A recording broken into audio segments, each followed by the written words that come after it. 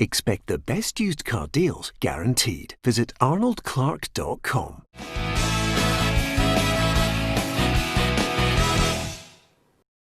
Welcome to Peter and Roughie's Football Show, sponsored by Arnold Clark. I'm Peter Martin. Alan Ruff and Hugh McDonald are here with me. Yes, going into the month of June, we just can't stop, Roughie. We're giving everyone the chance still to get their football fixed throughout the summer months. Yeah, and there's still a lot of things to happen. We're still all waiting bated breath by the reconstruction and when we're going to start and who's going to start. So, no, there's still plenty to talk about. Yep, and who would have thought, Hugh McDonald, we have a philanthropist who is going to bail out not just one, but all 42 clubs during the coronavirus, if indeed they can indeed sit down with the SPFL. James Anderson is offering money with no strings attached. Absolutely wonderful. I mean, there was a lot of cynicism about, what was being said, purportedly said by James Anderson, but now it looks very much a fact, very much in a reality. It also looks as well that they'll come with no strings attached as to whether, where and what division Heart of Midlothian play in as well. So that's great. I mean, just wonderful. I just hope it all comes to fruition, Peter. Yeah, absolutely. We'll be talking about that in greater detail and, of course, the reconstruction talk shortly. I can tell you that coming up, we've got a one-to-one with Martin O'Neill, the former Celtic manager, of course, had a few spells, Leicester City, Nottingham Forest, his old club as manager, Republic of Ireland and Aston Villa. So we've been shooting the breeze. 20 years has passed since Martin was on the steps at Celtic Park, ready to take over the reins as the new manager and ready to challenge Rangers for titles. So Martin reflects on 20 years ago, of course, talks about some of those great games, European matches, UEFA Cup final, and then right up to date gives his thoughts on Neil Lennon and Steven Gerrard, as well as the hopes of Scottish clubs in European football coming up. So there's lots in it. If you are a neutral and you love your football chat, and certainly, never mind manager or player, he's certainly good as a pundit as well, and good to listen to, Hugh McDonald. Oh yeah, he's one of the most articulate, managers I've ever been involved with. Always thinking, always very, very keen on the psychology of football. A great student of football overall. Peter, as you know, he's a great man for looking at the NFL and getting lessons from there as well. So I'm thoroughly looking forward to it. Well, dare I say it, Hugh, you'll never believe this, but I've even managed to get him talking about Jerry Krause and Michael Jordan and the Chicago Bulls.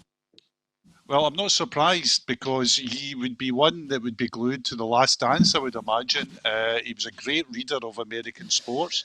He was, I think he was one of the, and there's a lot of coaches, but Gregor Townsend, by the way, the Scottish rugby coach, is the very same. Take immense amount of lessons from other sports, things like Moneyball in baseball and Michael Lewis' book. There's a new book out, Astro Ball, about the Houston Astros. These guys consume that stuff because they know that there's lessons to be learned from other sports and how to manage, how to coach, how to deal with stars. Yeah, absolutely. Yeah. I was going to say, I remember the last time you interviewed him, you were 20 minutes into it and he said to you, "When are you going to ask me the dodgy question?" I can remember that. Do you know the funny thing is, Roughie and Hugh, you'll know this, and Hugh, you know this because Davy Provan and I absolutely had ding-dongs with him every week. I mean, he came in, and if he was in a bad mood, boy, when he seen my face and Davy Provan's, kind of put him really at the end of his tether, and we used to have some great ding-dong battles with him. But nevertheless, amazingly, I phoned him up to go and interview him in Ireland, of all places, and Roughie is well aware of what happened. We got there, and eventually he sat down with us in his office and had 20 minutes of niceties, and then he said, "Hey, stop the interview." He says, "You're the most cantankerous journalist I've ever come across in my life. When's the left hook coming? You're usually going to hit me with a left hook." And I says, "Calm your jets, it's coming, But, it was great to listen to. And, of course, a top player, an absolute legend as a player for not only Nottingham Forest, Hugh, but Northern Ireland. Absolutely. And just look at his medals. 2 European Cup wins, league title with Notts Forest, League Cup as well, I think. Great career with Northern Ireland. Probably looked upon, he was the workhorse in many ways for Cloughie's team, absolutely rampaging up and down that right-hand side, where the absolute class on the other side of John Robertson, a genius in the team.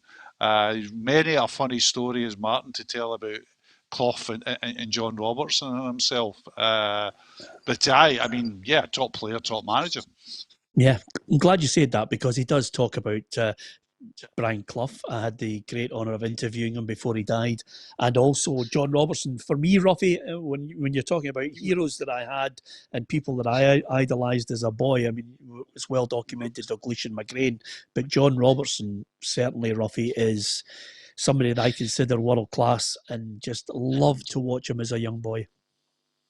He was fantastic, as soon as you went onto the park, he didn't look like a proper footballer, but you give him the ball, he had that unbelievable knack of just dipping his shoulder, whatever way you wanted, and he sold most fullbacks or anybody that was in front of him, and then he was away. And before you knew it, he was in the area, the 18-yard line, and the quality of balls he used to fire over were absolutely superb. Yeah, absolutely. And I don't know if you've noticed, but Roughie, after being handed over the mic stand, the new mic stand that I bought him over a week ago, he's now read the instructions and now knows how to put it up in front of his mouth. Marvellous. Now we've got Richard Branson and Elon Musk on the phone getting Roughie to mastermind the next moon landing because of his brilliant. On John Robertson, Peter, I think the great stat about John Robertson is played 2 European Cup finals, right? Won both, scored the winner in one, made the winner in the other. End of story. Oh, it's fantastic. I mean, honestly, I'm going to look back on old programme. It might not be you, Hugh, but I remember losing the battle to get John Robertson in our all-time Scotland 11. And Roughie, I think you were definitely on the programme, Roughie. Hugh was there. There was a couple of other people, and I need to look the programme out because it was a fight to get him in, and I was trying to convince everybody how good he was as a player. Yeah, but Hugh says it all for me, that... the character that he had to play in these top players. He was one of these players, that big-time player, when the big time came, he turned it on. And honestly, if the people could have actually seen him day-to-day, his day-to-day life before he hit the football park, you would never imagine him as being... Honestly, Peter, he used to wear these shoes that Brian Ferry wore, the old Terry shoes. And they had spaghetti stains on them, they had tomato stains on them, they had everything. He was an absolute toe rag. And he didn't bother. He did not bother. Here's a question, Roughie. Sorry, Peter. I was just going to say, Brian Clough called him the tramp. Yeah, he didn't. He didn't care. He just didn't care. I mean, Tommy, Kenny Burns and wee Archie and Frankie Gay used to tear him to shreds, and he didn't bother. He just sat there, put his Brian Ferry CD on, just used to sit there and listen to all the tunes. Who's a better tennis player, you or him, Roughie? Well, I wasn't really a tennis player back then. I'll tell you who was a very, very good tennis player. Ali MacLeod. Ali MacLeod was a county tennis player. Who did he play for down in England? When he was down in England, Blackburn. He was and obviously Davy Cooper was a good tennis player as well. Yeah, wow. See, the wee things you learn. Good question, Hugh. Listen, I'm going to say hello to a few people because I think it's only right and proper we get as many people I mentioned. Davy Anderson says, hi, everyone. Graham Boy Thrasher. Now, obviously, when you go on YouTube, you can come up with all sorts of handles to your name. He's in Birmingham. Graham, great to have you on board with us. Mark Simpson as well. Davy McGowan, Davy Anderson, as well as Music Collector, always comes on. Chris Burke is in Maryhill. Good place to be, Chris. Great to have you on board. involved. And Billy McGrath is in North Wales. Billy, we are delighted that you are here with us. We try and give as many people a mention as we absolutely can. And Attila is on YouTube as well. The reason why I mention Attila is because every now and then he steps over the line and they absolutely cane him on YouTube. Honestly, sometimes I look at our YouTube feed and I think to myself, really, really, we could be giving. I kid you not, Roughie, we could be giving away a Porsche 911 Turbo Carrera, and they would still be just battering each other on YouTube, not a care of what is being said. Hi, win a cake with a car and a house. Who cares? Bang, and they're all doing it on there. But nevertheless, I absolutely love the people who want to put a point across about their team. And also, Hugh Smiley says, this is for you, Roughie. He says, Peter, I bet Roughie wasn't aware before Brian Clough arrived at Nottingham Forest that John Robertson was on his way to Partick Thistle. Oh, I certainly didn't know that one. That's definitely a new one for me. I never heard anybody talking about that situation. Yeah, I've never heard that before. But by the way, I have to say, Martin O'Neill interview on the way. Don't miss it. Great trip down memory lane 20 years ago. And of course, if you're a football fan and a neutral, it's good to hear him talk about Celtic, Scottish football, Stephen Gerrard, Neil Lennon, Brian Clough as well, and John Robertson. Well worth it. It's on its way very shortly. And over and above that, he does mention, backs up what you said, Ruff. He says, when I saw Robbo at the start of the 70s and the way he used to dress and the way he looked, he said, if anybody had told me he was going to be a Nottingham Forest legend at the end of the 70s, I would have taken them away to an asylum somewhere. So that backs up exactly. Even Martin O'Neill was looking and thinking. Robert Laird is in Hong Kong. Great show. Roughie is a legend. I met him at Dullator Golf Club many years ago. Do you remember Robert, Roughie? Yeah, and in fact, it's quite ironic this, because I'm going down to Dullator Golf Course at 6:15 tonight to play golf with my good lady. We're members at that golf club. So how ironic is that? Well, it's ironic that you've dodged the question, do you remember Robert? So clearly no. No. If I could put a face to his name, I maybe get it. Yeah, if I'm only winding you up, Roughie. I mean, the odds of you remembering it are 1,000,000 to 1. Anyway, apart from anything else, that's us on our YouTube. You can hit the subscribe, which you can see on our channel on YouTube, PLZ Soccer. Hit the subscribe button and you'll get all the latest unique video content, news updates, the lot. And of course, the Football Show weeknights from 4 o'clock live. On Facebook, all you have to do is like, share and follow. And on Periscope, Hugh, I don't know if you know this. I mean, it was just a simple time when you went to the game, you lifted up a phone that everybody shared and sent your copy, put the phone down, and then you went off and had a right good skullful.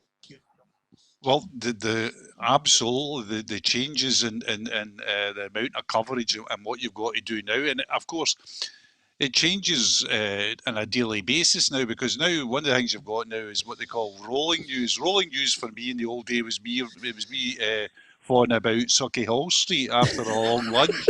But rolling news is now taking on a new meaning that you're just never off the clock. I just feel for journalists now that just all the time they've got to tweet, blog, post, video, vlog, whatever they've got to do. It's a completely different game from what I came into.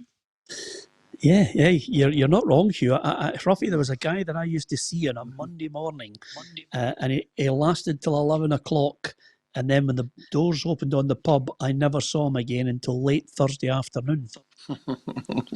I can't believe that. You know, obviously, been interviewed with a few journalists down the line, and some of them were absolute legends when it came to I'll come down to the pub and interview you. Some of the state they were in, you know, we used to get interviewed. But great guys, absolutely brilliant old school. Magic. Yeah, absolutely. Hi to George Mullen, Mark Xander Simpson, and also Kathleen Madden as well. Niall Kane, great to have you on, Niall. I know that you are a regular on this one. John Strzelecki, lots of boys coming on a regular basis to the show. Hi to Patricia Monroe, James Dunn, as well as James Gardner, all joining us. And Alan Parker is in California. of course, that reminds me, as soon as I hear that name, Alan Parker, am I right in thinking Midnight Express? Yeah, and the commitments as well. Yeah, good Alan shout, Hugh. Parker. Yep, you're right. Great. One of the great film directors is Mr. Parker. Yeah. Here's What was Gary. what was the name of the driver in Thunderbirds? C. Parker. Yeah. Penelope Thingy's driver. Yes. It's only Parker. It's only Parker I know. Thanks for that, Roughie. I don't think her name was Penelope Thingy either. But never mind. Yeah, Move on. absolutely. The driver. Yes. Andy Croy says, can you ask Roughie how good a player was Davy Cooper? Oh, unbelievable. Yeah, no, I've said this on numerous occasions. Anytime Partick Thistle or Hibs or when we played Rangers, I've said this on numerous occasions. The referee used to come into the dressing room, hand the team sheet to the manager. People would want to have a look at it to see, who was in the team sheet. And as soon as I get handed it, the first name I looked for on a Rangers team sheet was Davy Cooper. Because if Davy Cooper was in that team, I knew I was going to have a torrid 90 minutes. Because if Davy Cooper was on the ball and Derek Johnson was in the middle, there was going to be a lot of trouble in the 90 minutes because Davy Cooper was just electric. I say this on numerous occasions, that Davy Cooper and Andy Ritchie were so far ahead of their time in Scottish football. They could do things with a ball that no other player in Scottish football could do. Obviously, the athletic side maybe not as good, but they didn't need it because they had the ability to do inside of the foot, outside of the foot. Fantastic.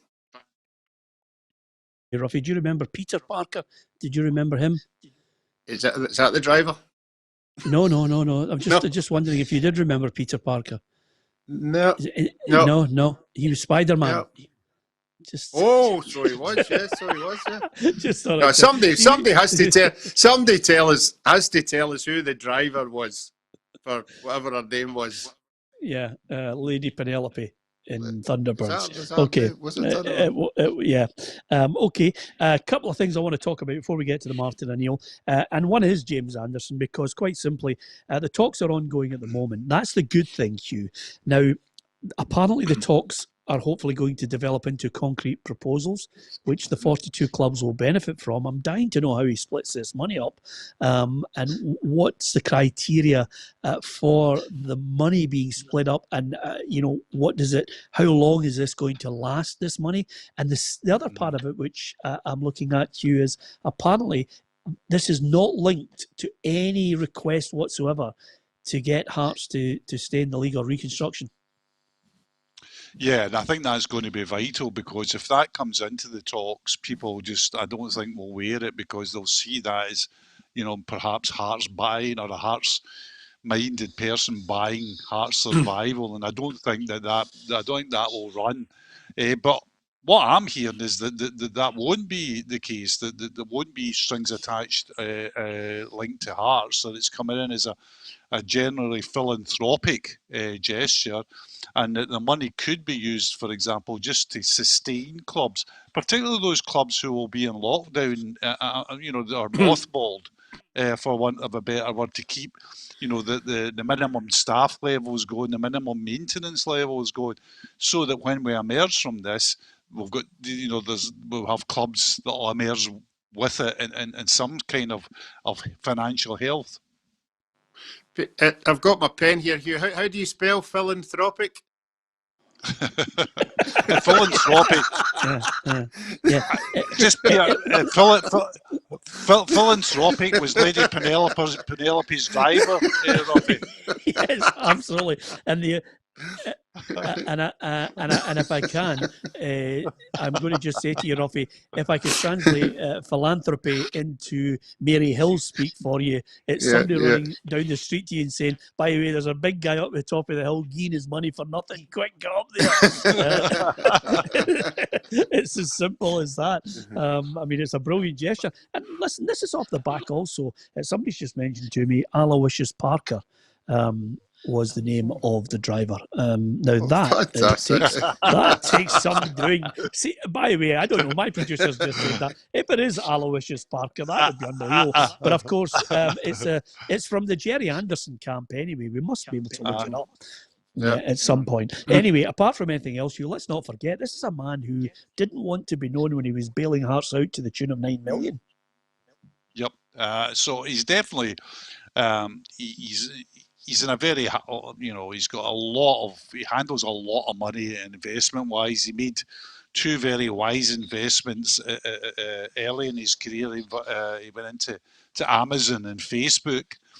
So those stakes will have multiplied in value over the years. So he's understand he's got a couple of holiday homes, one in certainly got one in the west of America, I love it out there, and I think one in Italy where he's got a vineyard. So the man's got a bit of dough about him, a bit of wherewithal about him, and has already proved that he has the money and he has the will by putting into Hearts. So I think I think we should take it the way it's meant. I think we should sit down, and I'm sure Neil Doncaster is, and seeing a way forward with this, particularly if it's as advertised, no strings attached. Well, Stephen Smith has said on Facebook, he says, there must be a catch somewhere. This is too good to be true. Now, I can understand Stephen's cynicism towards this, because every one of us has that view of there's got to be a catch. But the other aspect of this as well, I'm just wondering, Roughie, if there's 42 clubs going to benefit, do they all benefit equally? And does Celtic get a handout in this as well?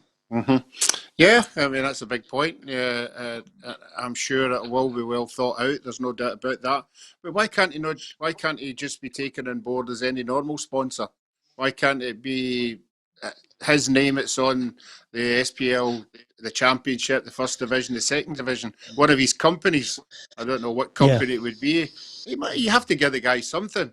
What I would like him to do is say to the SPFL guys, look, the money that you're all worried about dropping, if we add another 2 teams in, here you are. That's that covered. And then we can get back to the sensible things of just going 14, 10, 10, 10. And then the clubs don't have to be a bit worried they're going to lose for adding another 2 teams in.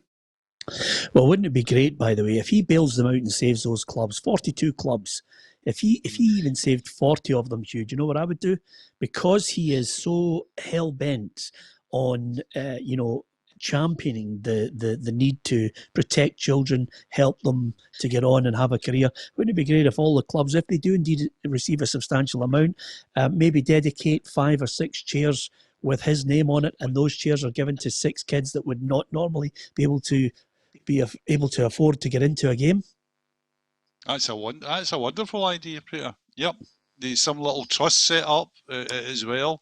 Why not? And have some of the goodwill created by this reflected back onto bringing young kids through, not necessarily to be footballers, but to see football matches and to be aware that there's a life out there for them that it goes beyond some of the boundaries that problems like poverty and ill health put upon some sections of our society at the moment.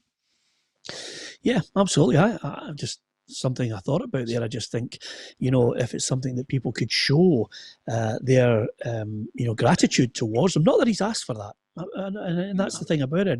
The mere fact that he said he didn't want to be known in the background for Hearts tells you all about, you need to know about the man. And I think it restores your faith in humanity when you hear great stories like that.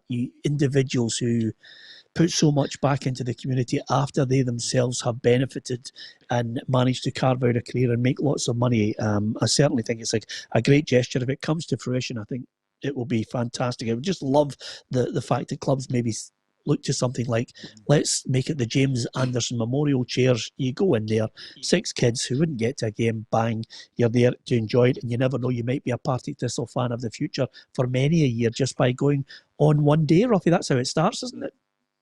Yes, I think every club should have that anyway, Peter. There's a lot of unfortunate people out there who love their football, can't afford to go to a game. I think every club whose stadiums aren't full should go down that road.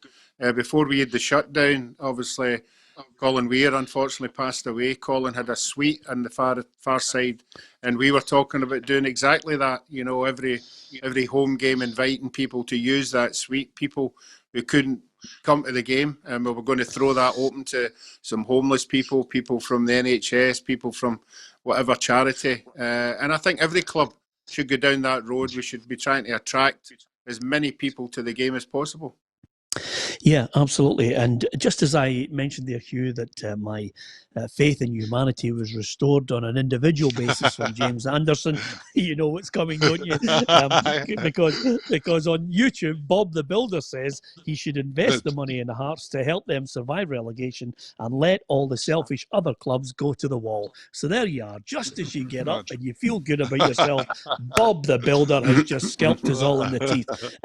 And with that in mind, Hugh, sometimes I think, I don't know about you, but certainly in a case of news, whether it's politics or current affairs or international affairs or indeed the football world, I think sometimes we have the memory of a goldfish going round a bowl, because Lachlan Cameron says he feels as if Anne Budge's offer with reconstruction is condescending and smug, as if they're saying, we are Hearts, we should be in the Premiership. I think Lachlan has maybe forgotten the motivation behind this, which is there is a tremendous sense of injustice for Roughie's team, Partick Thistle, for Stranraer and Hearts, that in an unusual situation they're being relegated unfairly. Yeah, and I mean, but the other thing is, it gives you an idea, Peter, of,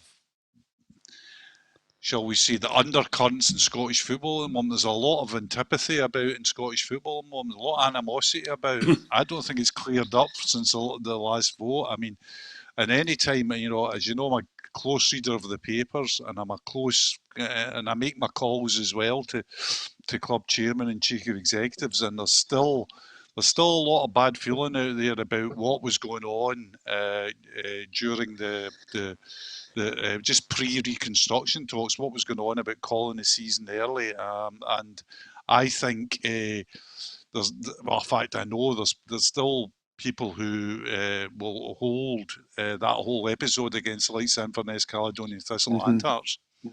Peter, to be honest, Roughie, Peter, I was going to say, it's petty-minded. Yeah, it is, but I think now we're seeing a new breed of owner. I think we've got American owners coming into the game now. Obviously, Lachlan down at Ayr, you've got John up at Dundee, and you've got the boy Cormac up in Aberdeen. And they've got totally different ideas. They're bringing American ideas to the game. Some of them are way off the top, and some of them you really have to have a look at. And I think they're now becoming an influence in our game because they have ideas thrown out there. The boy Cormac's wanting games on a Friday night at 7:30, things like that. Lachlan's wanting a 20-man league. No, John Nelms has already did what he had to do. I think that it's a new aspect coming into our game that we have never seen because Americans bring something different. Well, if the Americans bring something different, Roughie, they're about to find out how small-minded, petty, in many cases bigoted, and people filled with self-interest are in our country running our football clubs. That's something that really will hack them off. And if they think they're going to be able to move forward, there's a lot of people out there who will be unable to. Interestingly enough, I'll just pick this one up from YouTube, which is Curry Muncher. I love the tag that they've got on some of these. But Curry Muncher, who clearly is not happy with that line I've just delivered about Hearts, said, if Hearts are being relegated unfairly, then Celtic were given the title unfairly. Is that right, Peter? Well, Curry Muncher, may I remind you that over the piece, Celtic were 13 points clear, and that the SPFL was well aware, Hugh, not me, not this programme, not any individual on this programme, the SPFL were in talks with UEFA about submitting how they were going to decide their league. The Big Five were able to play it out, other countries were unable to, and then were given the task of calling who would be champions. Yeah, it was a situation that nobody wanted. I mean, nobody wants. I mean, do you imagine? I've said before, it was the Celtic fans probably robbed of a great day in the sunshine celebrating a title if the Celtic players lifted the title in front of their own fans, etc. So nobody wanted this situation. The fact of the matter is that the people are now coming back and say, "Oh, we could have restarted the leagues." We're going to struggle to restart next season. That's not a given yet, Peter. That's not. It's not a given restart next season. And the leagues that have restarted, the only reason, we've said this before, the only reason they've restarted leagues in Germany and will do in England and is because, and then will do in Italy as well, is because of money. They don't want to rebate money to television companies, hundreds of millions. That's why leagues are going to restart. Yeah, absolutely. Listen, hi to Willie Gibson, Stephen Mitzi, lots of people who are talking on YouTube and Facebook as well. And James Rangers has a point on YouTube, which I'm not going to read out. If you get a chance and you're on YouTube, have a look at it. That's probably indicative of the problems that we have in the country at the moment. As far as we're concerned, a couple of points just before we get to Martin O'Neill, well worthy of you listening to it. And that is basically, I thought it was funny, Hugh, that Brendan Rodgers says some of his family haven't spoken to him since he quit Celtic. Now, I don't know about you. I thought it was very, very unfair of my family, who didn't speak to me for 2 weeks when I fell out with my girlfriend way back when I was 17. And they liked her so much that they thought it would be a good idea not to speak to me. But this is fairly ripping the back end out of it, isn't it? Well, I always say always my advice to Brendan Rodgers all the time is, and we've said it once before on the show, and it does bear repeating, I think, is step away from the shovel, right? And step away from the hole as well and put down the shovel. And just let it lie for the moment, Brendan. Too soon. It's too soon. He's better talking about... Oh no, he's digging it, Hugh. He's digging it out. I thought the great thing when Brendan Rodgers says, if it had been really close, if there was only a point in it, I wouldn't have left. And I thought, oh come on, you know. But I think, you know, it's only a sport. We love it. It's football. You know, people, you got to forget. Listen, we should, if we could take the Christian attitude, or indeed the agnostic attitude, and every other religion's attitude on this, which should be, you have to forgive. And sometimes forget things that have happened to move on.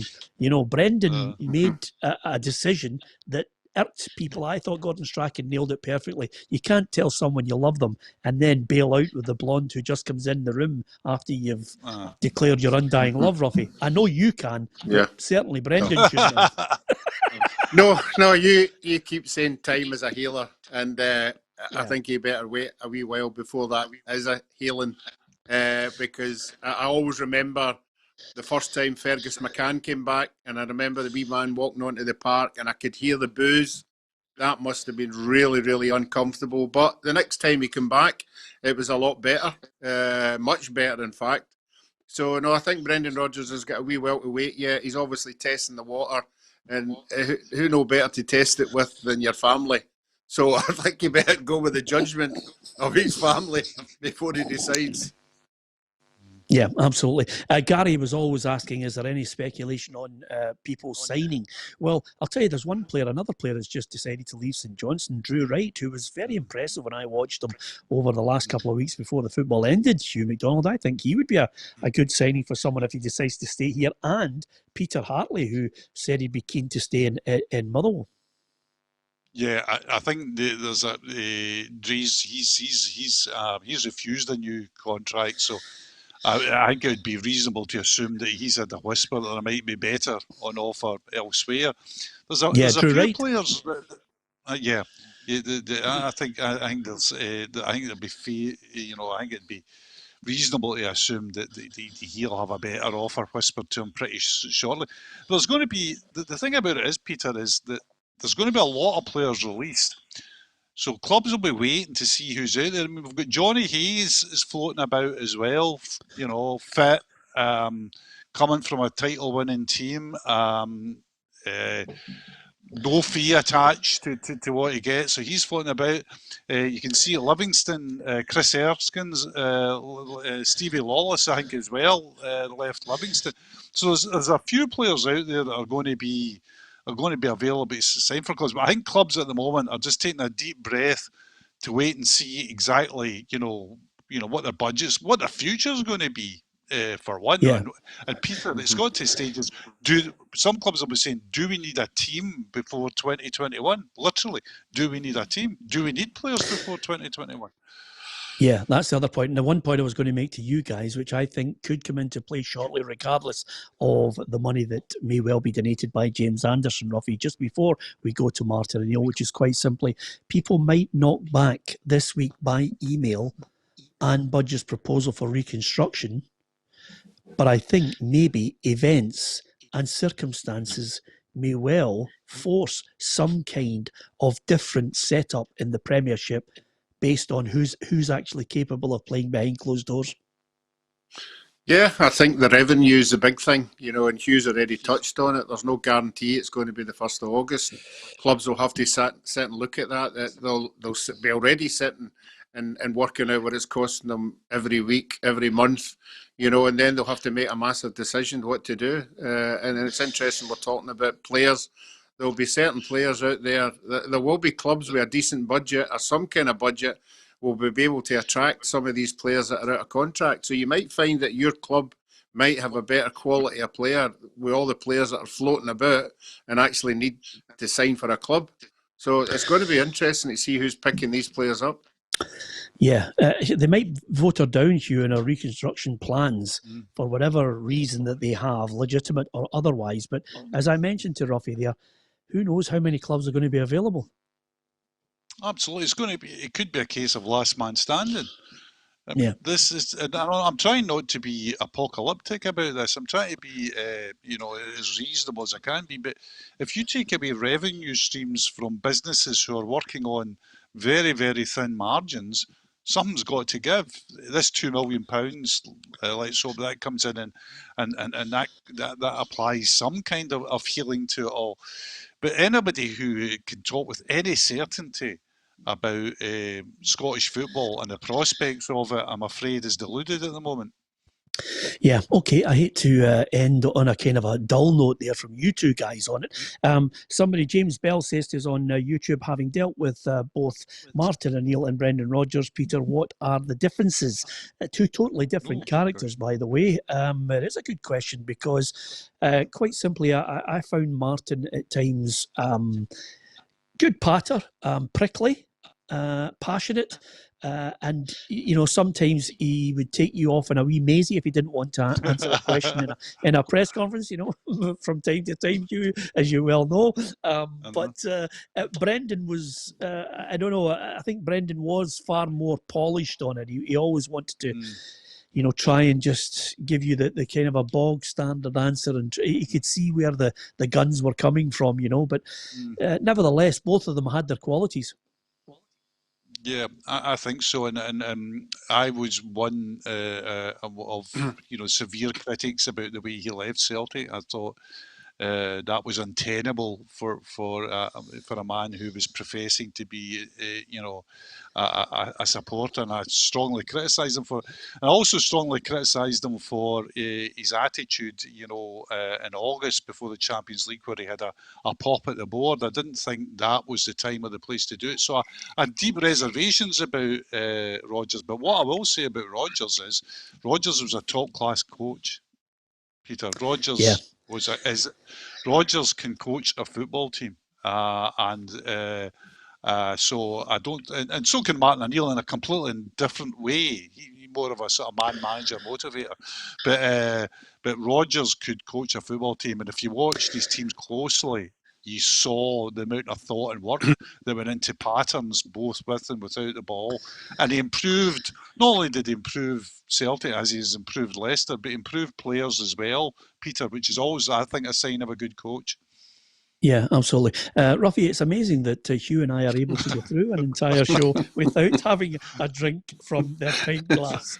I just wonder if you feel the need to have a wee gin in your pint glass every now and then. No, I can assure everybody it is soda and lime. It is a pint of soda and lime. Yeah, sure, Roughie, sure. Yeah. Anyway, as the sign says behind it's 5 o'clock yet. Yes. Oh, see, strategic placing. Everything is meticulously thought out by Roughie Hugh. Anyway, 20 years ago, Hugh probably did have a bit of hair on his head and was still scribbling some top drawer stuff. I wonder if he was aware of what was about to happen. Let me set the scene for you.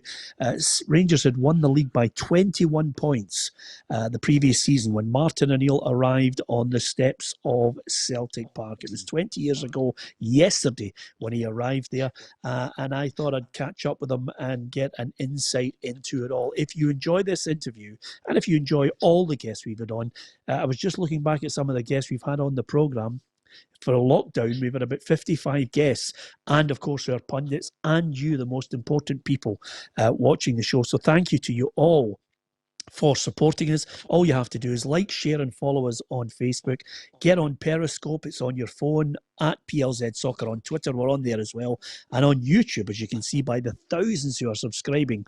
Thank you very much. And even if you don't subscribe, you can still watch the programme on YouTube every day, Monday to Friday at 4 o'clock. We'll be here with you throughout the summer and getting ready for a new season as well. So 20 years going back in time, I caught up with Martin O'Neill earlier to talk about those days. Neil Lennon, Steven Gerrard today, Nottingham Forest, Celtic. It's all in the mix. I hope you enjoy it.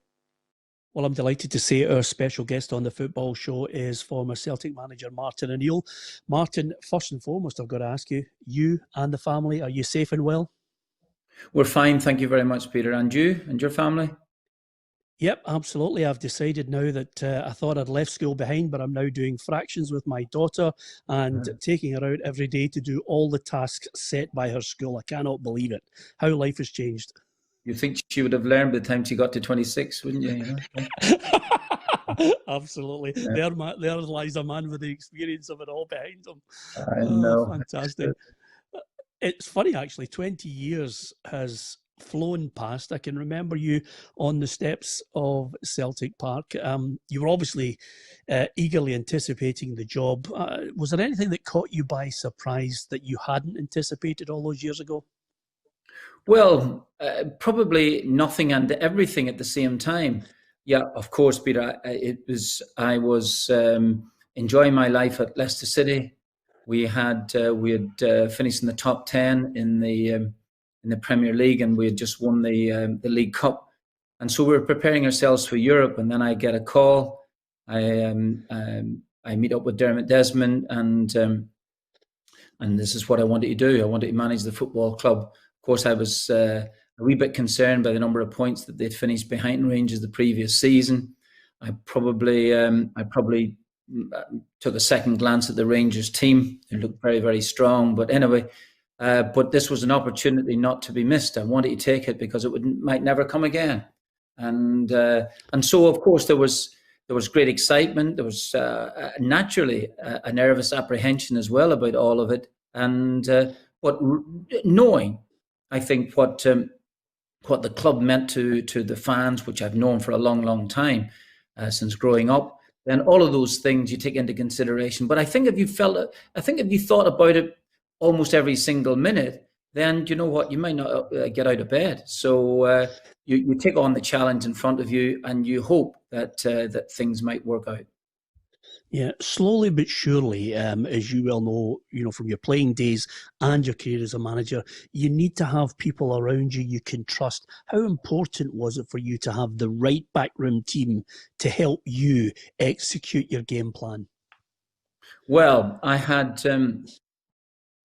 John Robertson and Steve Walford, who John was my assistant manager and Steve was the coach, and a really brilliant coach at that. John and he gelled brilliantly together. They were the friends with the players, so they were very, very important in the whole aspect of Celtic, and because they had proved themselves at Leicester City. They had been great for me, but not only great for me, but they'd also been great for Leicester City team. And again, where I could distance myself from the players, John and Steve could have no problems having conversations with any of the players, be it lads in the academy or the biggest stars of all, like Henrik. So that was never a problem. But those two, I think I sometimes think that their role has been underplayed because they were terrific. John's great knowledge of the game, and also world-class footballer as well, too, winning European Cups with Nottingham Forest. And Steve, that I'd known for a long time. Steve was an excellent coach. And I think personally, over the number of years that I've seen coaches in action, I would have to say that Steve stands with any one of them. And I'm really talking about the very best coaches in Britain and in Europe. Yeah, I can remember most of the pundits at the time suggesting that this could take 5 years to remove the power that was Rangers under Dick Advocaat. Did you feel intense pressure to think, wait a minute, I've got to try and do this in year one? Well, I didn't. I think that even my employers would have felt that you might need just a little bit of time. Never was once thinking that 5 years, because just let me put it this way: managers don't get 5 years to try and put things right. Celtic obviously had been suffering in the previous number of years. I think one championship in the last 12 before I arrived. But I think everything, the club, a magnificent club, but obviously in the doldrums, really, a great stadium, fans desperate for a side that could compete with Rangers and eventually maybe go past them. So in terms of pressure immediately, yeah, I think there is that, but you'd be hoping to just give a little bit of time to maybe have a look at your squad, see what changes might be needed, and hopefully be able to add some players to it. The first thing that arrived was on my doorstep. I remember this a short period of time. There was Mark Viduka, for instance. Wanted to see where he might be, where we'd be setting up for pre-season training. Mark was in Australia at the time, no intention of coming back to play for Celtic, even though he was still under contract. I thought, well, that's okay, fine, Mark, if that's not what you want, if it's what you do, your argument's not with me, it might be with other people, but he didn't really want to do it. Very, very fine footballer indeed, brilliant player, no question about it. And I would have been very happy for Mark to have come back and rejoined Celtic, but he didn't want to do it. There was an offer in from Leeds United. We got the £6 million for Mark, and I turned it over and signed Chris Sutton. And Sutton was brilliant, really brilliant in many different ways.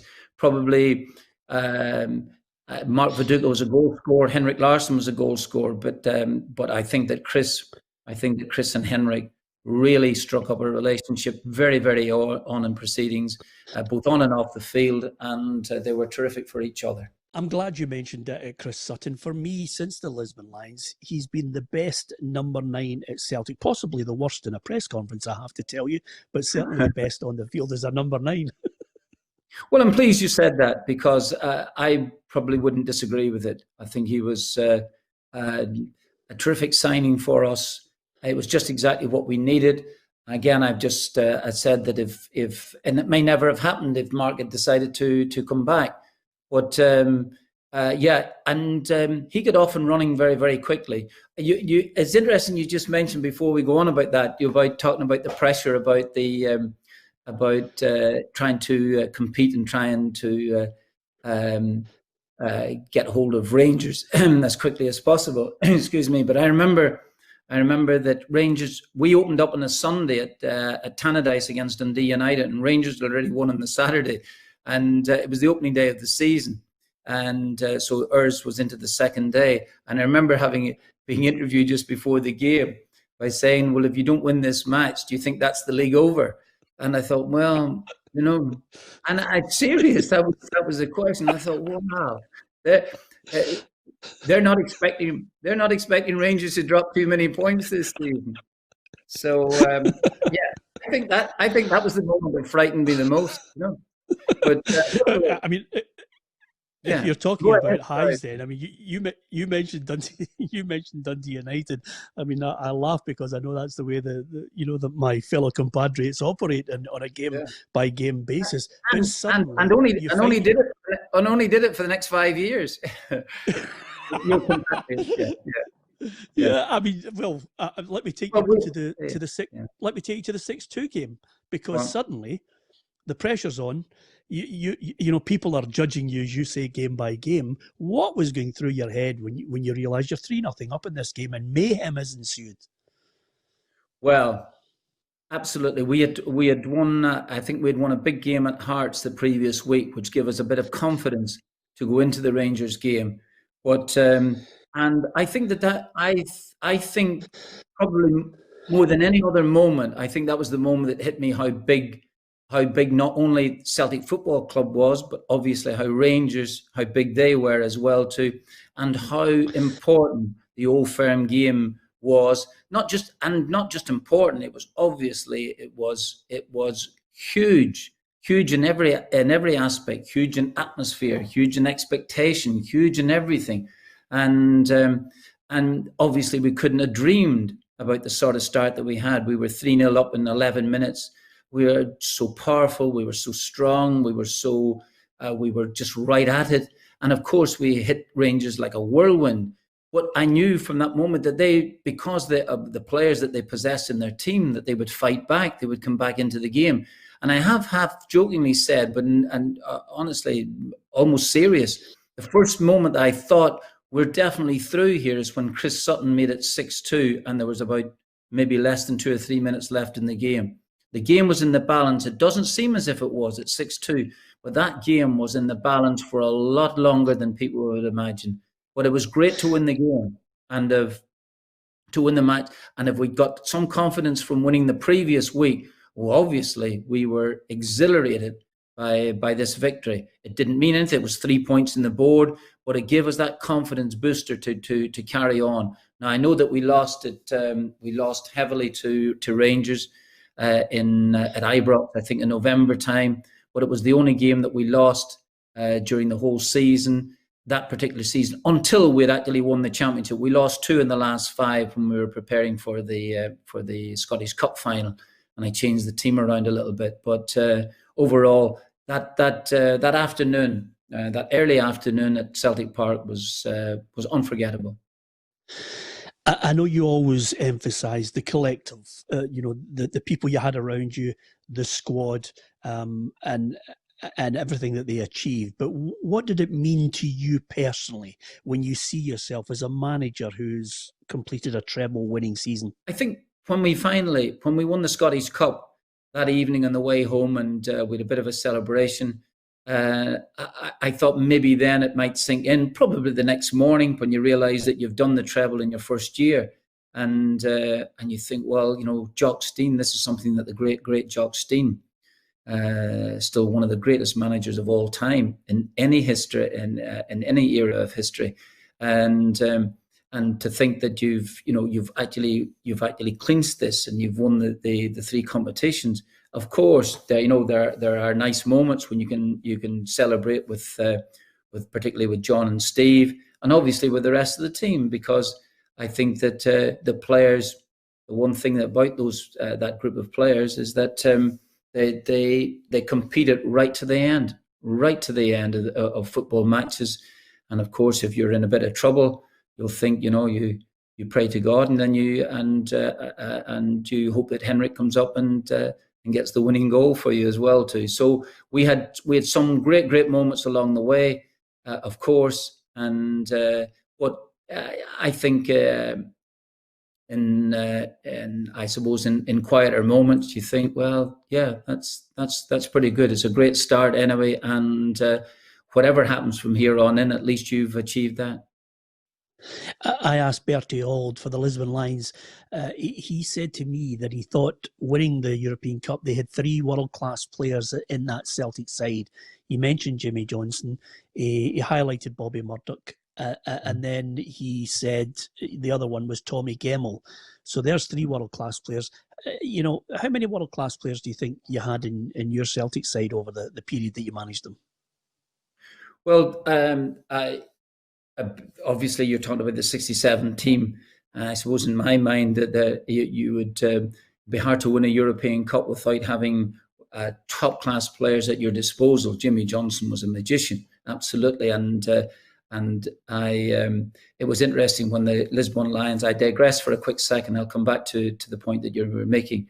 But when I had an opportunity to take or to go out with the Lisbon Lions in my early part of my tenure, it was great to listen to them. Absolutely wonderful.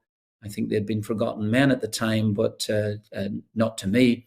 And to listen to their stories, and then to find out that they as Barry mentioned, I think the aura that they had or that they felt for Bobby Murdoch was quite extraordinary. It was really good, and and obviously you mentioned Tommy Gemmell, that I was lucky enough to play with for at least a little while at the end of his career when I was starting out at Nottingham Forest. He came down from Celtic to Forest, and so.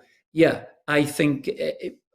Well, we had a number of players that I feel that could compete, and I think maybe to a certain extent unfair to single them out. Henrik obviously gets all the mentions because he deserves it. Sutton, you mentioned, terrific footballer. Alan Thompson coming into the side, Didier Regat, you could mention Neil Lennon signing at Christmas time, and Lennon has proved himself to be an iconic figure now at Celtic Park. Really good. Johan Malby, probably. Johan, I was early on, I really wasn't sure, but Johan, he was playing centre midfield at times, not sure that was really his position. He came in and he was absolutely wonderful, a wonderful player, and also just about the best looking man you'd likely to see as well. I think that two very young daughters who were hoping that they would be a lot older, Malby was really, really great. But I could go through them all, and you'd mentioned Paul Lambert, of course. Paul was in the group, had already won the European Cup with Dortmund. Great achievement, and great for him to go to Germany, to take that opportunity, to take the chance there and go and compete and play in that Dortmund side that ended up winning the Champions League. Terrific. Stilian Petrov. How could you not mention Stilian Petrov? A rejuvenated Bobby Petta. I go on. Listen, you could go on, and then eventually we signed later on. You signed John Hartson, great goal scorer as well too. So I could go on forever and a day. Bobo Baldy. Have I missed anybody out at this minute? Top class players and a group of top class characters. You wouldn't want to be in the dressing room too often when you're 2-0 down in a game and you're finding that Baldy is not happy with proceedings, nor is Lennon at the time. So, but it was good. It was really terrific. Those lads gelled. They were great. They were a terrific bunch of players naturally. And there was a great camaraderie about them. And I've said this often enough, that I listen to stories about teams that have been really successful. You're talking about Michael Jordan with the Chicago Bulls, which a program I've seen, The Last Dance, now watched repeatedly. Really, really terrific stuff. You go into a group of Liverpool players, our own Nottingham Forest team a way back, of which I was lucky enough to be part of. The one among a lot of things, there was a great camaraderie among the players. Doesn't mean that you were absolutely in love with everyone, but there was a great spirit and camaraderie, and the players on the field would have done anything for each other. So those things I thought was a very, very common theme running through all successful teams, and we certainly had it in abundance at Celtic. One of the things Davy Provan and myself were very lucky to do was commentate on many of your European matches. Most of the boys say that they might have watched the odd highlights of the UEFA Cup final. Does it still pain you? Have you ever watched it since? No, I've never watched it in its entirety. I've watched little moments here and there. Of course it is, Peter. It's a painful moment. Yeah, of course, selfishly, it's a painful moment because you would like to have that European trophy there on the sideboard, which I think that we probably deserve, but that's for another day. But I think we had 75,000 people descend upon Seville and probably half of that group not having tickets for the game. and that drive in, the last 10, 15 minutes of that drive into the stadium was just, it was incredible. So not to win the game for the fans was immensely disappointing, of course. It obviously still rankles. It's a real disappointment, of course, because that Porto side, very good team and all as they were, and they went on to win the Champions League with essentially the same side the following year. It shows you how much we had developed anyway as a team, and their gamesmanship was something that certainly wasn't applauded by our fans that evening. Yeah, I don't think I'll be sending Vitor Baia a Christmas card anytime soon, if I'm perfectly honest with you. That I have watched back the last 3 or 4 minutes where he's actually gone down. He's not exactly sure which part of his body he's supposed to be injured with, and then they've got 3 doctors coming on. I thought they called for I thought they were calling for the helicopter, for the air ambulance to take him to the nearest hospital in Seville, and remarkably he recovered after about 6 minutes lying down there, to take his place in goal for the last about 4 seconds of the game. So the referee, unfortunately, was very young. Probably the game was really too much for him at that stage. I think he went on to become a half decent referee, but I don't think, for a game of that magnitude, that an inexperienced referee should have been in charge of that of proceedings that evening. I'm glad you mentioned the documentary, The Last Dance. Sorry, Peter, this sounds really all sour grapes, and of course it is, and I'm totally impenitent about it. So there we go. I'm sure when you reach the gates of heaven, they'll forgive you for that one moment, to be perfectly honest with you. You mentioned there the Last Dance, which is a great documentary. I've watched it. I just think it's fantastic. And Jerry Krause, who's the general manager, mentioned when he was putting that team together, it was all about the organisation, mm-hmm. rather than one individual, although Jordan was an absolute genius. Mm-hmm. Can I ask you, you said on the Sky Sports Football Show that the next job that you take will have to be something that's not just good at face value. You'll have to look collectively at everything. Do you take the next job hoping that you somehow find someone who has a special quality like Dermot Desmond has, that there's a vision, that there's something that you can build? Is that what you'll be hoping to find? Well, there's a number of points. First of all, you mentioned Jerry Krause in the Last Dance, and Jerry Krause being the general manager of the Chicago Bulls, and a very, very, very good manager at that, or general manager. But he must realize, yes, the organization can eventually only be good as the team. Chicago Bulls were a brilliant side, led by possibly the best players ever played the game. And in the lad Scottie Pippen, maybe the second best, or certainly in the top 10 players of all time in the game. So when you've got that number of world-class players, what you want to do is you want to create an atmosphere, an environment for those people to thrive in. And I think that's Jerry Krause. Now, there's nothing wrong with Jerry Krause trying to improve the team. But when you start to say that the coach is in his last year, when the coach had won so many, they had won it 3 in a row, then they lost for a couple of years, and then they were back. And this is in 1998, they were going for their second time for 3 in a row.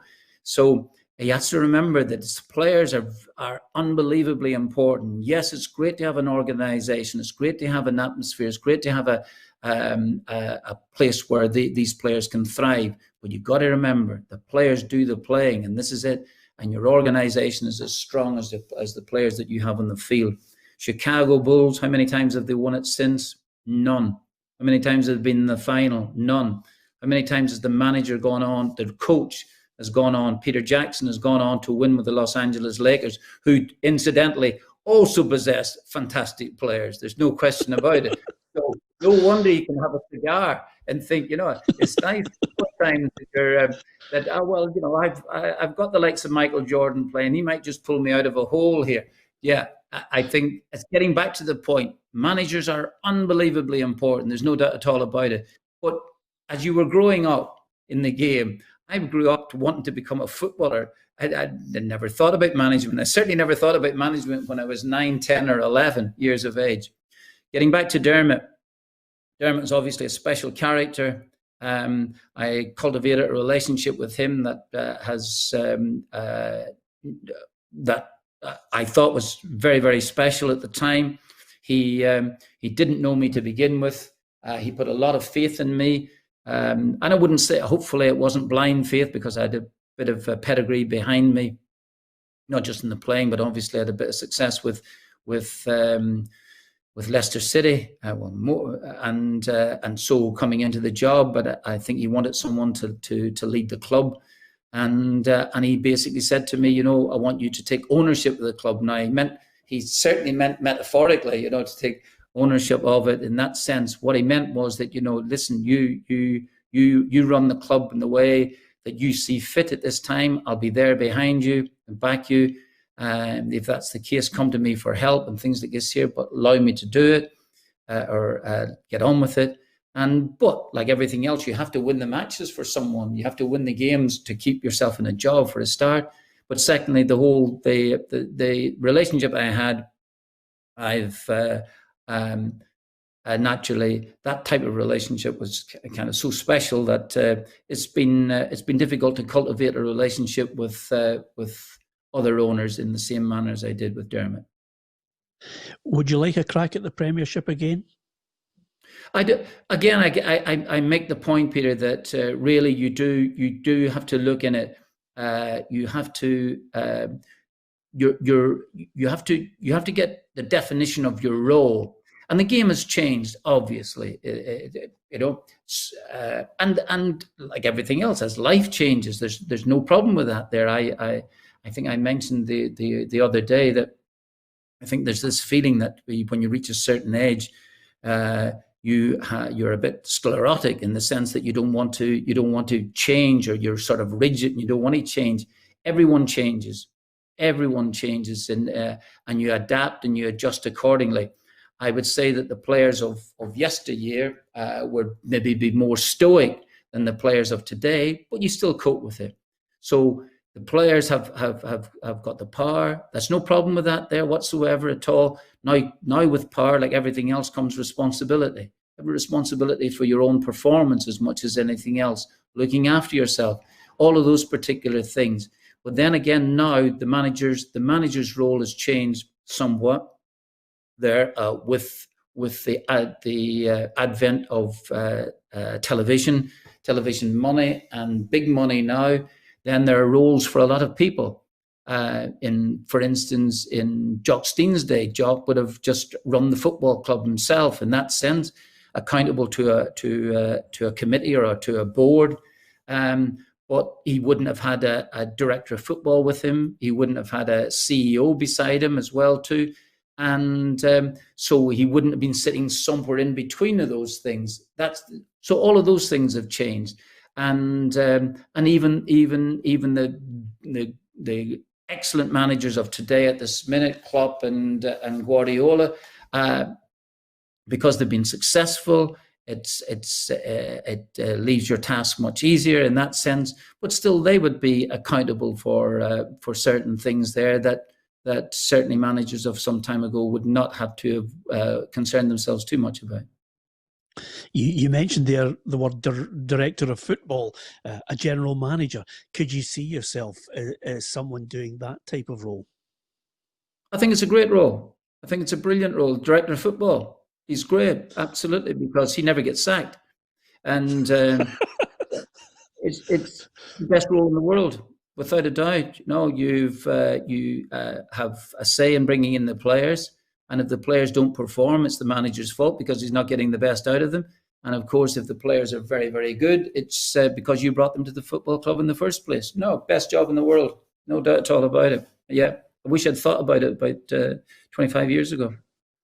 Less. Can you ever see yourself coming back to Celtic in the future? I have. Do you know what? I have not. Naturally, I've at the time of my life. It's a number of years that I would not change for anything. Not for anything. Sorry, I would change for one thing. I'd like to have won the UEFA Cup, but not change for anything. I've loved it. I love Glasgow as a city. I thought it was absolutely splendid. I've had a joke in the past that my wife, who would be unhappy with even heaven if she gets there, thought that Glasgow was just sensational. We had a wonderful time. Wonderful time. We met a lot of great people at Celtic as well too that we still stayed friends with, and I'm incredibly thankful and grateful that I got the chance to manage the football club at that time, regardless of the difficulties that may have lay ahead. So from all of those viewpoints, great club. When you leave, and obviously it was to do with illness and with my wife at the time, it was a sad moment for us to leave the football club. But torch has passed. It goes on to other people, and other people have picked up the cudgels and gone on with it. So I have been back to Celtic Park on a number of occasions, but really those are for testimonial games as much as anything else, and coming back maybe to have a look at the team. Obviously, if they can do well next season in the Champions League, it would be terrific. And maybe that manager that you possess at this minute, Mr. Lennon, might invite me up to watch one of his games. So, but overall, it's great to see them doing fantastically well. Really, really brilliant, and great credit to the manager who's come in there again. Come in at a difficult time because expectation is very high, and he has done splendidly. Did splendidly for me as a player, both at Leicester and at Celtic, and he has certainly written his name large into Celtic folklore. Couple of points then. Neil Lennon mentioned the fact that the reason why he's come back second time, older, wiser, is he always looks back and can rely on the advice from managers that he has tremendous respect for. You must be right up there. Have you had those conversations, those chats where, you know, he wants to pick your brains and get a little bit of insight and knowledge? Of course, I should be right up there. Absolutely. You know, he was at Crewe when I picked him up. I used to always say I pulled him out of the quagmire, but to be perfectly honest, over the course of his time as a player at Leicester and Celtic, he pulled me out of the quagmire more often than the other way around. When he was asked back again by Dermot for the job the second time around, obviously he had things to consider. I don't think going back to manage Celtic would have taken him 2 seconds to have thought that one through. But no, it was a job that he could not turn down. Had he the capabilities of doing it? And of course, sometimes you like everything else that you worry about, you concern yourself about. Maybe will I have the same impact as I had before? Can I do it? All of those things. Of course, those thoughts run through your head for a while, but you soon dismiss them. And if someone is talking to him to help them dismiss them, then that's absolutely fine. But overall, he has done a wonderful job, and he doesn't need any help from me whatsoever. Just go and get 10 in a row. You mentioned Neil Lennon there at Martin and the quest for 10 in a row. I know Neil will want to get that to etch his name well and truly into the history books. Just on the European aspect of it, I know that itches away at him as well. Do you think we will ever see a Scottish club, Celtic, in a European final again when you see the landscape changing so dramatically? I won't see it for a while, Peter. Yeah, I think that first of all, Rangers have to get stronger for a start, and as a consequence of Rangers getting stronger, Celtic will obviously get stronger themselves. So domestically, I think that they can compete. And don't get me wrong, some of those results in the Europa League were terrific. It's just been able to carry it right through to the very latter stages of the competition, and that's because of the money situation, because of all of those things, because the minute that you've got a couple of really fine players they're poached by someone else. It is there's a difficulty then at this moment, which unfortunately exists and may hang around for some time. Would it be great to see Scottish football right back where you had some of the heady days as before? Maybe that will take a little bit of time. You mentioned, and I see great similarities with you as a manager coming in and Steven Gerrard. You mentioned that you need a strong Rangers. Steven Gerrard was a legend in football. He'd won a European Cup. You, equally so, a legend in football. You'd won a European Cup. Suddenly you move from player to manager, and now he's facing the juggernaut, which is Celtic. What do you think he will need to try and somehow break the stranglehold if he's to become Steven Gerrard, the half-decent or the really good manager? Well, the very obvious point is that he will have to have a better team, really, because while some of their performances against Celtic were very good, obviously the victory at Celtic Park, I think there was over-exuberance at that. There it was, as after all, as I mentioned earlier on in the programme, it's 3 points, a very, very important 3 points, and there was a potential or the potential to turn the corner, and but it didn't materialise in the second half of the season. And that's where Celtic became very, very strong mentally as much as anything else, and that was terrific. And then Rangers played well in the League Cup final as well too. Maybe consider themselves unlucky. Actually, I think that was a big moment, and because Celtic not playing so well and still having the mentality and the ability to come through that and win that competition as well too. I think that was a great springboard for the remainder of the season, and it gives Celtic that strength. There's nothing like travelling back from Hampden to Celtic and getting off that bus and showing the fans that would have gathered there for those moments there that cup, and then go and put it into the sideboard again. It's a cup won immediately. Push that to the side and get on with the league again. And so those moments were very, very important in the course of the season. Getting back to Rangers, I don't know enough about the young manager as a player. He was extraordinary. I'm talking about Steven Gerrard, really, really great player. But he will realise now that this is a big test now coming up, because there's not one Rangers fan who will want to see 10 in a row up at Celtic Park. And this is a big season ahead. And are they up for it? I think they would need to get stronger as a football team, stronger and some better players. 2 quick points to finish, and one of them again is strange that you and I met all those years ago, and one person in particular that I thoroughly enjoyed, who's in my top 3 interviews of all time, is your old gaffer Brian Clough. It was one of the best days that I've had in my life, sitting in his house chatting to him about you, about John Robertson. When did you do that? I did that sadly a year before he died, and about 2003. 2000, yeah.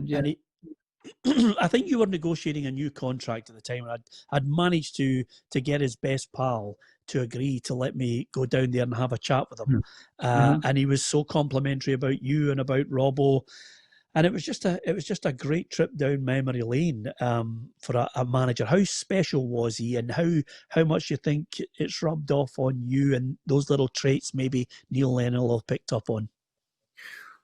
Oh, well, I mean, you are talking about one of the true legends of British football. Such a charismatic character. He could. It's splendid. His record at Derby County, where he won the league, and were in the semi-final of the European Cup at that time. I think got cheated out of it by Juventus. Certainly, it looked pretty dodgy, and then he comes to, chastened by his 44 days at Leeds United. He comes to us, and when Peter Taylor joined up with him about 16 or 17 months later, the two of them together were a formidable partnership. Very, very strong. Clough was a brilliant motivator in a class of his own in many aspects. And so I'm not surprised. It took him a little bit of time to really get to know us. I'm talking about some of the younger players that were there at the football club when he arrived. Myself, John Robertson, Viv Anderson, Tony Woodcock, and Ian Boyer. We all survived the cull and stayed on to prosper in what was, phenomenal times for us. But there's no doubt that he was the catalyst. He was instrumental in it all. And while John would have gone on to be a very, very fine footballer, I'm sure, Peter Shilton was a great goalkeeper as well too. And we had some really terrific players like Tony Woodcock. There's no doubt that without those things, that without Brian Clough at the helm, that we wouldn't have achieved that sort of success. So you were very lucky to manage to get the interview with him. He took some time before he warmed to me, but eventually I think he did do. And I was privileged to be asked by the Clough family to speak at his memorial service. So, and that was a genuine highlight of my life, to be asked by the Clough family, even despite all the days of where he would have given me a relatively tough time. But anyway, I've never given the Celtic players, I've never given Neil Lennon a tough time. He thinks I did do, but I didn't. He thinks I gave him hell. I said, no, I just told the truth. He thought it was hell. But anyway, but great to see him doing so brilliantly. Yeah, and just on that point of Nottingham Forest to finish, you'll forgive me for this. My heroes as a boy when I was growing up, obviously Kenny Dalglish, Danny McGrain were my two heroes, and another one that might surprise you, being Scottish. If I was naming my all-time 11 Scottish players, one of my heroes was John Robertson. I just thought he was. I just thought he was a genius. I thought he was world class. And when you meet, sometimes you meet your heroes, they don't live up to it, but he did. Did he? Oh well, I'm so pleased because John, I would have been disappointed and surprised otherwise if you had told me or if you had mentioned otherwise about him, because he was a great footballer. You're dead right. When I came to Nottingham Forest, first of all, as a very novice, a 19-year-old student, John was he was about 10 or 11 months younger than me. He was breaking into the first team, but centre midfield. He could two fantastic feet. He couldn't tackle, couldn't head it, but two wonderful feet. And it's a matter of people getting the ball to him. But and so in late 1971, if you were to say to me that by the end of the turn of the decade, that he would have won 2 European Cups and been the fulcrum of the team, and being so influential in European matches from outside left, well, I would have thought I would have taken you off to the nearest loony bin. But great footballer, and I'm pleased to hear you saying that, Peter, because I was speaking to Graham Souness recently, who also would have put him in any of his teams, and he played in some fantastic sides himself. So John was a world-class footballer, and incredibly influential in our team. Yeah, absolutely. It was a fantastic team, and as you know, without being too biased, I had a look at your European Cup winning side. There was 4 Scots on the park, and John O'Hare still to come on as a sub. So we contributed not too badly, didn't we? Shows you how far you've fallen since, isn't it? Brilliant. It's the best line to finish it off. It sums it all up, really, to be honest with you. Listen, Martin, I could speak to you forever and a day about Celtic and Nottingham Forest. It was an absolute joy. Thank you very much for sparing us the time. I know everyone will be hanging on your every word in a trip down memory lane of 20 years ago. Thank you for joining us in the Football Show. Peter, it's an absolute pleasure. I'm absolutely delighted to speak to you, and good luck with everything. Hope everything works out well, and maybe I might see you if that man Lennon decides to invite me up to watch one of his games next year.